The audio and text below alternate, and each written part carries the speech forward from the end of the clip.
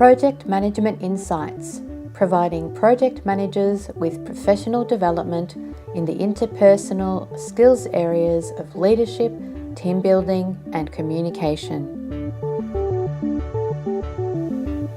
Hello, and welcome to today's episode of Project Management Insights.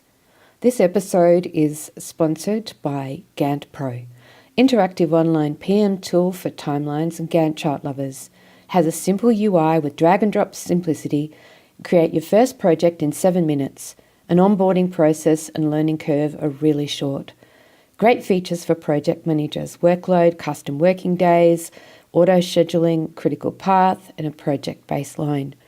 Enjoy easy team collaboration and communication. Sign up, go and visit ganttpro.com and sign up for your free trial. And then if you decide to take out a subscription, use the coupon code PM Insights to get $50 off.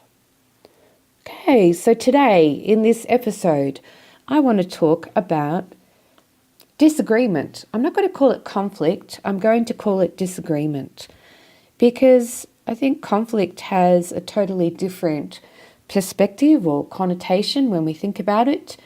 And there are many times when we mightn't have all-out conflict, we might just disagree. So there's just disagreement between myself and another team member.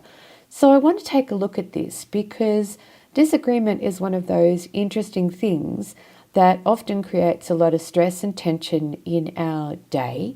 And I don't think we perhaps consider what's really going on with it that much in order to understand how we might behave differently. So here I'm looking at behavior more than anything. So you have a disagreement with someone. You disagree with their view about how something needs to be done. You disagree that they think they don't need to do something and you think they do. What happens? What happens inside you when you disagree? Do you notice that you usually get quite indignant and set on the fact that you're right and they're wrong? So you want them to do something, and from your perspective, that's the only right answer. They should do it. There's no if, buts, or maybes in it. And of course, over on the other side, that other person is just as adamant that they don't want to do it, they're not going to do it, they don't think it's necessary. So they're just as much in their space of, it's wrong, and I shouldn't be doing it. So if we've got these two people from very different perspectives and both strongly adamant that they're right, then how on earth can we come to a place of having a discussion and getting to a better understanding of what's really going on in that moment, and about whether, for example, that particular thing needs to be done or not done? Well, in the space that you're in, with one being right and the other believing you're wrong, it's not possible to do that. And the only way that you are going to get to have a legitimate and unemotional discussion about this particular issue, situation, problem, whatever it is that you're discussing and have disagreement about, the only way you're going to be able to find a place of agreement or negotiate a place of agreement is to find a place where you aren't emotional. And you're going to say to me, well, I'm not emotional. And yet in that response, it tells me itself that you are emotional. You're believing strongly in what it is that you think is right. And in that space, you're emotionally charged to ensure that you get what you want, which is the person to do what you want them to do. Now, being emotionally charged, in my world, emotion follows thought. So you're having a series of beliefs or thoughts that get you into the space of being so strongly adamant that this particular thing needs to be done. For example, you might think it's the only way to complete this particular task. The way that you want this done with this person involved is the only way to get this done. And you're so strongly believing that you're not open to hearing any other possibilities. And then when this person says to you, no, they're not going to do it, or they don't think that's the right way, you become angry, upset, and hurt. And I'm going to say hurt because there are other emotions underneath anger. You're hurt that this person is not going along with you, that they don't want to do exactly what it is that you've asked them to do. And so you are emotional in that moment.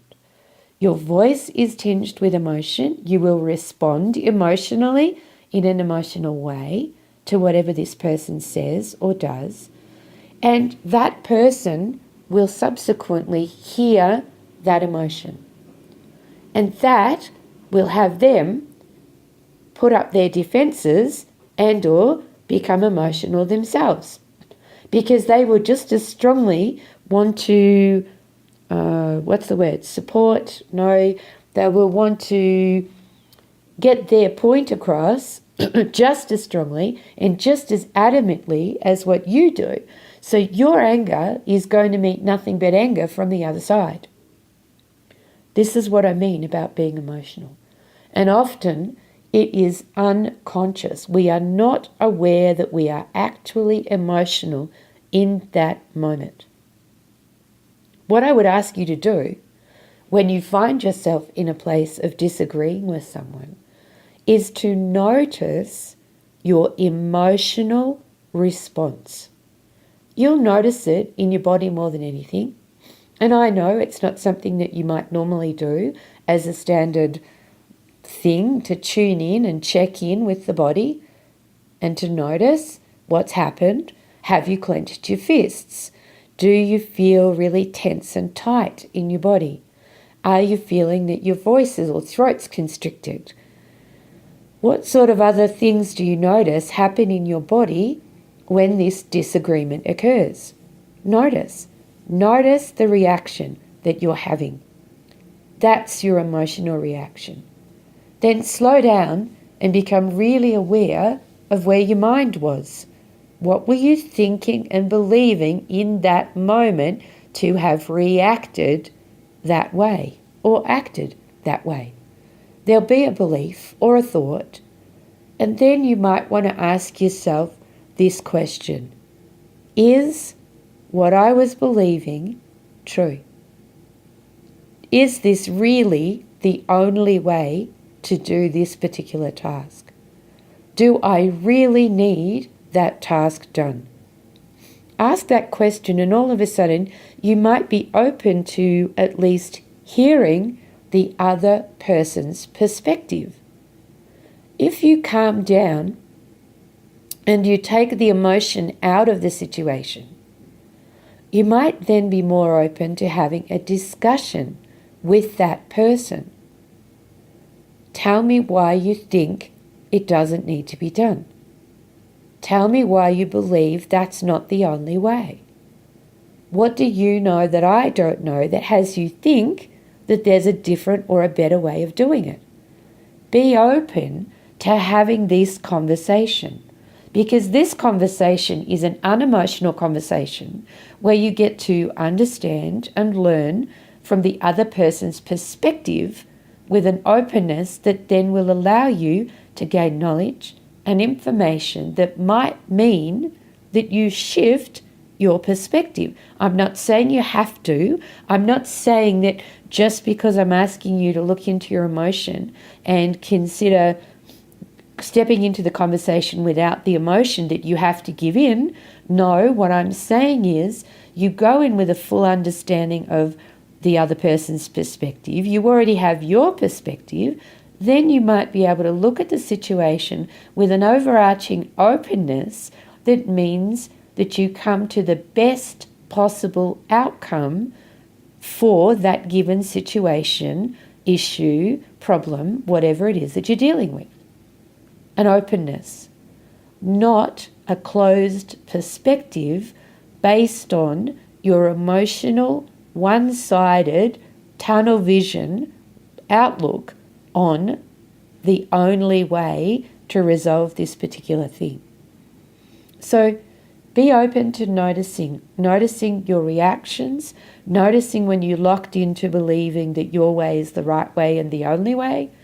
And maybe you might find that you have less problems, less issues, better outcomes, stronger and I guess better relationships with your team members, because they'll see that you're open to their perspective, open to hearing them, open to wanting to understand their point of view.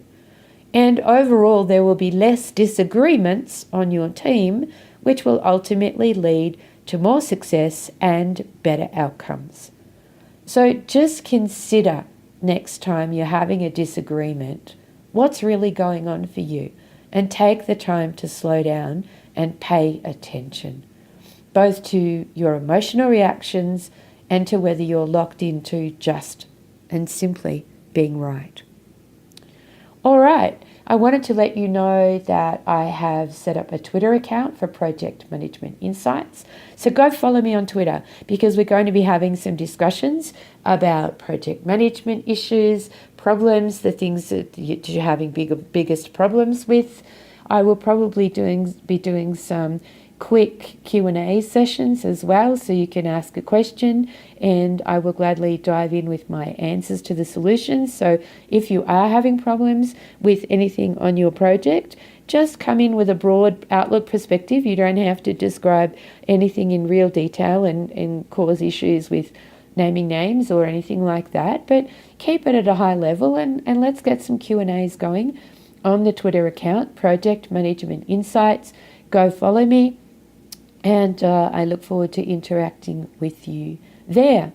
You can also find me. I've now joined the projectmanagement.com community. So go and find me there and join my network.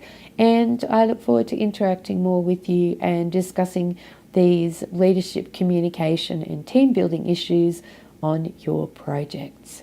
Okay, happy project managing for the upcoming week, and I'll talk to you again next week on another episode of Project Management Insights. Thank you for listening to this Project Management Insights podcast. Be sure to visit projectmanagementinsight.com and sign up for our monthly newsletter or to receive updates on upcoming training.